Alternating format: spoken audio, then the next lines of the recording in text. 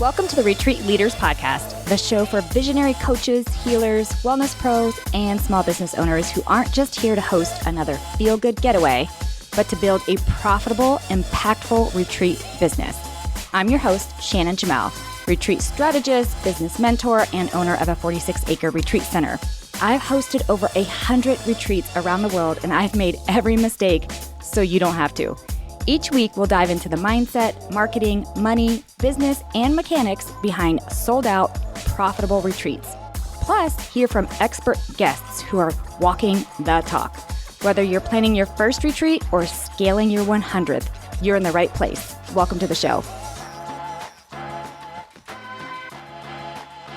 Hey guys, welcome back to the Retreat Leaders Podcast. It's Shannon. And before I introduce my guest today, I am going to totally annoy you and ask you to please pause this, because if you're listening to this, then you can pause this and leave me a review, please. There are so many of you that are listening, which thank you, by the way, but you're not leaving me a review, and reviews really help me to have amazing speakers and guests like we have today. And so please, please, please, if you don't love me, then, maybe send me an email. But if you do, leave me a review and I would love to hear from you. So thank you. All right. So jumping in, today's topic, I'm super excited to talk about because I think it's important and it's something that we don't talk about enough as retreat leaders. And our guest today is really going to help us dig into it. So first, I just want to welcome our guest. Welcome, Lucy, to the show. Thank you so much. Really pleased to be here, Shannon. Thanks for inviting me. Yes, I'm excited we're here together. We were kind of introduced through a mutual person who is also a lovely human being. And she thought we should connect, and we have connected, and I'm in love with Lucy. And Lucy works on something that I really think is going to be so helpful for us retreat leaders. Because one of the things that we struggle with as retreat leaders is we don't always walk our talk. And what I mean by that is there's a lot of retreat leaders out there that are teaching people how to overcome stress or heal or find balance and find peace. And yet inside themselves, there's so much turmoil and so much going on, and they're not really applying strategies for themselves. And so Lucy's going to kind of talk a little bit about that and then some. But before we do that, Lucy, will you just tell everyone who you are and what brought you to where you are today? Oh my goodness. Well, I'm Lucy Dutton. I'm talking to you from the UK, and I'm an ex-dancer actually. So that the strategies that I've learned and that I'm doing now have come over many years of dancing professionally for 10 years. Then I worked at a natural health center for about 6 years, and a recording studio and other things in between. Because when you're a dancer, you always have to do something else in between. And then I worked for a health and nutrition company. So there was the health, there's the fitness, there's the alternative therapy side. So all of that has come together to go into the peak performance, which goes back for me as a dancer, because you're always striving to be better, to do better, to kick your leg higher, to do pirouettes, three instead of in all of those sorts of things. And so those two things coming together, that is the idea of what I do. And so that's really what's brought me, or that's the journey that it's been from getting where I was to where I am today. Wow, I did not know that you were a dancer, Lucy. I love learning new things like that. That's a really, for those of us on the outside who A, can't dance, and B, have not been in that industry, it's like it looks so glamorous and so amazing. And I'm sure there are parts of that, but also just knowing that one thing looks one way and what's on the backside isn't always the same. I can imagine that it's incredibly demanding. Yes, absolutely. Yes, it is. A lot of, I was going to say blood, sweat, and tears, but not too much of the blood, more more the sweat and the tears. There probably was a few times where your feet didn't feel like they were all together. Yeah. When you were all doing point work, yes, absolutely. It was challenging.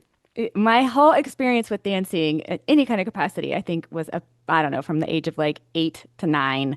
I lived with my dad for a brief period of time, and they signed me up for dance lessons. And I remember going, "This shit is hard, even at that age." So to do it for so long, I can only imagine. But and I can imagine though that you've had to figure out some ways to be at your top, because a dancer, much like maybe modeling, but dancing is just so physical. that if you're not at peak, if you're not performing at your best, then you're just done. Like you're just, it literally is like next, you know what I mean? And so having top peak performance would be, I don't know, crucial. Yeah, yes, and taking care of yourself, but also, you Yeah. know, getting getting the good nourishment in, hydrating, sleeping well, all of those sorts of things. Yes. Which, starting out maybe as a dancer, I wasn't doing so much, but definitely over the years, I was like, oh no, I really need to take care of myself now. So I'm not the last one I'm taking care of. I'm actually the first one I'm taking care of, for Well, sure. that leads us right into what I wanted to talk about because I meet with a lot of retreat leaders and I chat with a lot of retreat leaders, and a lot of retreat leaders come to the ranch. And I can feel from their energy that they are investing so much of themselves into their retreats and into their guests. And they're really just pouring into it, which is beautiful, right? Commendable, wonderful. But what also I think is happening is it drains so much from them and they're not investing back into themselves, like you were just mentioning, Lucy. And so they're really not able to show up as one, their very best self when it's really time to host. Two, they're not recovering properly after they host. And three, I worry that that affects the energy of the space, right? So if you are showing up to your retreat and you've invested so much energy, so much work. And I'm not just talking physical. I'm talking like the emotional and, thinking bandwidth that you put into play when you're putting these events on, these experiences on, so that when you show up, no matter how you try to put the face on, we all know the face, no matter how much you try to put it on, there's that undercurrent that's felt, right? And it's felt. And what happens then, in my opinion, Lucy, is that if you're trying to teach on your retreat anything for self-improvement of any capacity, but there's that undercurrent that you're not doing those things for yourself, it could really completely like flip the script, and it won't be a good experience for everyone. And not only that, but that will not result in residual income and residual bookings and et cetera and so forth. And I have seen this happen again and again. So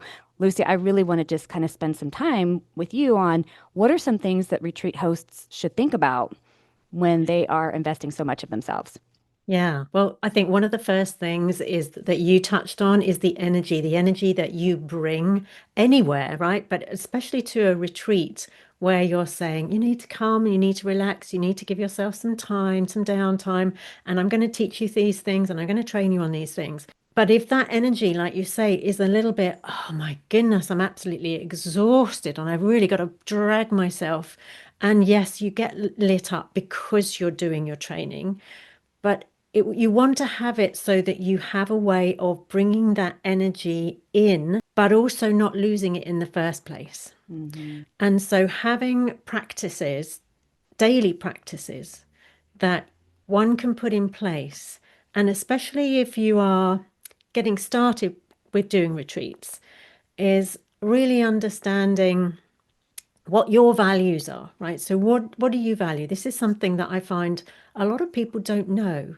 So if you're listening in and you're thinking values, and I don't know, I was there and not so long ago. I was thinking, well, I think I know what my values are. I think they're these, like my top five. And I went through a process and I discovered what my top five were. The top two were the two that I thought were the top two, but the other three I was like, oh, wow, I didn't realize that. And the reason that that's important as a leader is that you know then if you're doing the right thing. And if something just feels a little bit off, or somebody on your retreat feels a little bit off, you'll probably know why. Because if you go, is it in line with all my top values?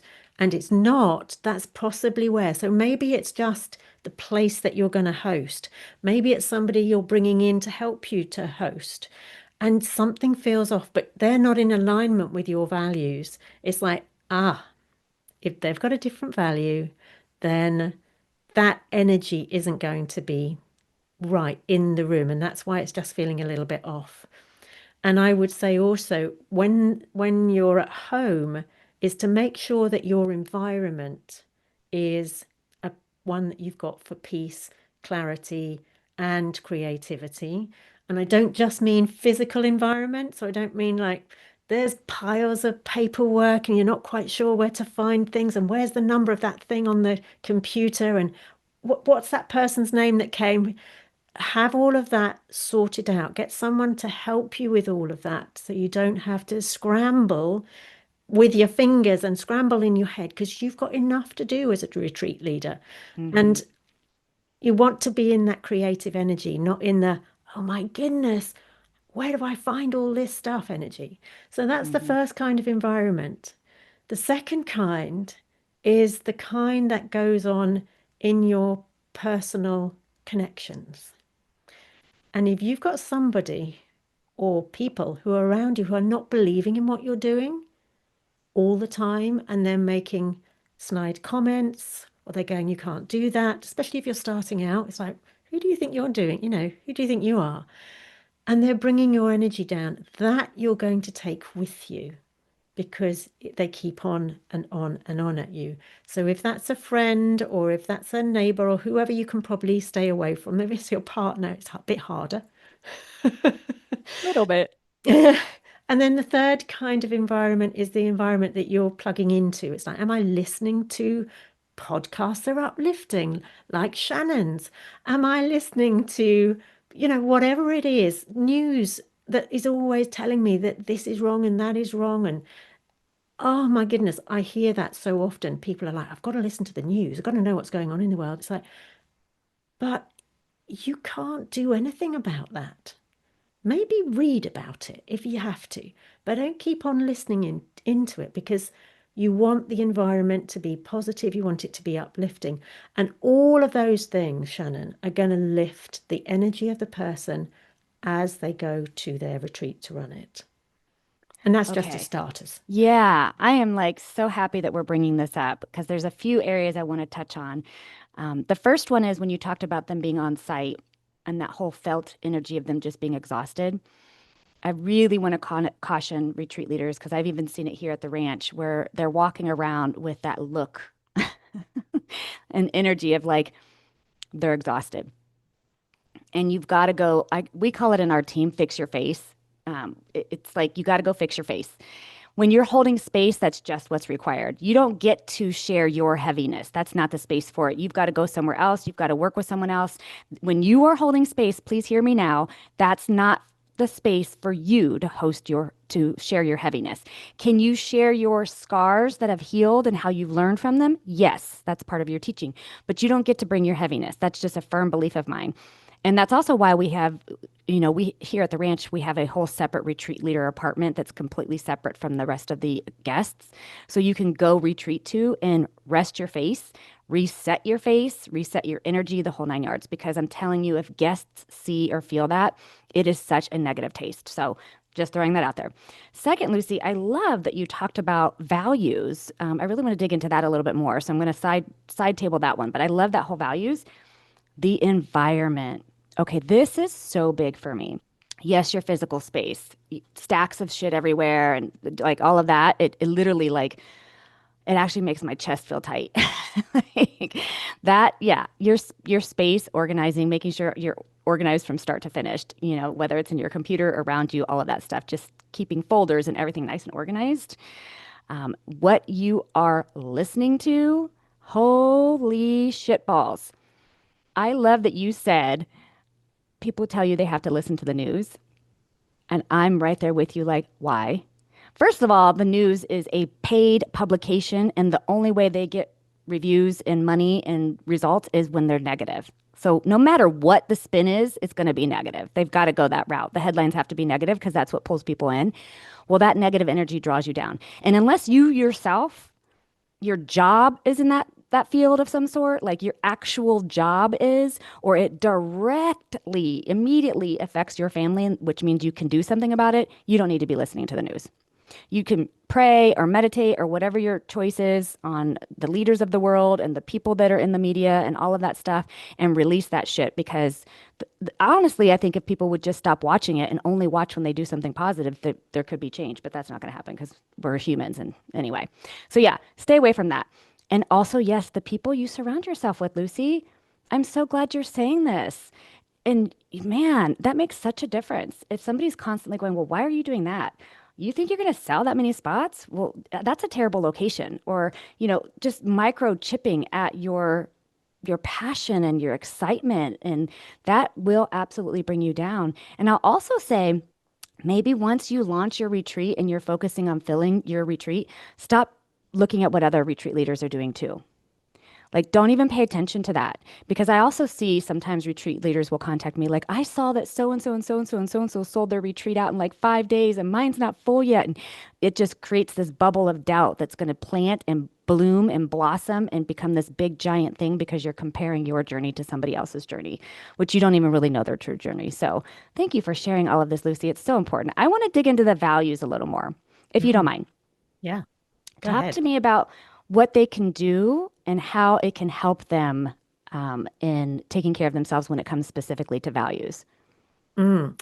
Okay, so discovering what your values are, and one of the I have a specific process which I can't go into here, Sure. but finding out what your values are is, and I'll tell you the reason that it's important is because, just as an example, if you are looking at a retreat, going on a retreat, and you're looking at a particular center or a particular place, and there's something about the place, like I said, that feels off. Maybe it's because there are too many rules and regulations, and you can't do this and you can't do that, and there's just like this energy that comes down, and you just think, man, that just doesn't feel right. And actually, one of your values is freedom. Mm, That's why it doesn't feel right. It's not because the place isn't right. It's just not right for you to be holding your retreat there. yeah. Whereas if you go to somewhere else and they say, oh, you've got all of this and you can spend the whole day and you can do this overnight, and you're like, oh, wow, that just feels amazing because there's so much freedom going on, right? So it's right there that you can discover, oh, I've given myself goosebumps. It's right there that you can discover the reason why something feels a little off and why something just feels so amazingly right. So go for the amazingly right every single time, as far as you can. I know maybe sometimes as a new retreat leader, you're thinking, oh, I just want to have this expansive and amazing place. Yes, yes, have that vision, but also step at a time, and learn along the way. And I'm sure some other of your speakers have gone into that, Shannon. But again, it's what are my values? Do they fit in, even if it's a smaller retreat? Does it all still fit? Does it all still feel good? And so you probably know, like I did, maybe one or two, it's like that's a really important thing. And maybe it is, I would imagine with a lot of retreat leaders, one of those things is going to be health, I would imagine. And so one of those things is like, right, it's got all of the things around health. There's fresh air, there's swimming, there's gyms, there's whatever, lovely food. And so again, that matches my values. But then if you can check out all of the others, and I always say the top five are the most important, and to get those as closely in line as possible. And then you're not only going to have a magical time, the people that you draw to you are going to have those same kind of values. And so they're going to have an amazing time. And guess what you said earlier was, then they're going to rebook. Then they're going to recommend you because they've had this amazing experience and they come away like they're floating on cloud nine. Yes. Okay. I bet you retreat leaders that are listening to this, if they started off and they stuck with us, you expected us to say you need to meditate daily and you need to eat the right foods and you need to drink water and you need to get adequate sleep. And all of those things are true. But that to me, honestly, is like an assumption. We're just going to assume. And I know what happens when you assume, but we are going to assume that you know all of those things you should be doing. But to me, these little I would almost call them hidden gems, but whatever you want to call them, these strategies to me are like essential when it comes to your overall energy and how you show up. And I know that word's thrown around so often, energy, energy, energy, but especially in the retreat space. Look, could a venue make or break the retreat? Yeah. Can the food? Yeah. Energy? 100%. 100%. If you even have a somewhat okay venue, like it turned out not to be perfect and the food turned out not to be perfect, but your energy was fire, they'll forget that. But if the venue was rock on amazing and the food was rock on amazing and your energy was crap or even half crap, that's what they're going to remember too. Like it literally comes down to that. Your energy will make or break a retreat. And so protecting that energy, I think, is so crucial. And so thank you for getting into this with us, Lucy. And I know there's so much more to it. If somebody wanted to, say, work with you so that way they could make sure that they're showing up in their best self, how could they do that? What does that look like? Mm. They can certainly get in touch with me. I think you're going to put some information down. One of the things that I love to do is work with people one-to-one. So it would be about getting on a call, finding out about you and what you want and the requirements, it's like where have you come from, where have you got to? So it's like we know where you are now. And then the other bookend is like, where do you want to get to? What's your vision? What are your goals? And then am I the right person to be working with you to bridge the gap between where you are now to where you want to get to? And then we work together until we reach that understanding and we both feel that. And again, it's the energy, right? Yep. Then it's just a conversation. It's a conversation that we have. So yeah, if somebody's interested, then yeah, do reach out and let's have a chat and just see where things are and see if this is the right journey for you to take with me. I love it. Lucy, thank you so much. I will definitely link her information in the show notes. By the way, if you're watching on YouTube, it will be in the notes of YouTube. If you didn't know that I'm on YouTube, we are video on YouTube. So feel free to always check that out and subscribe to the YouTube channel. So, Lucy, thank you so much. I will have everything in the show notes. And I am so grateful that we got to talk about something as important as this for our retreat leaders.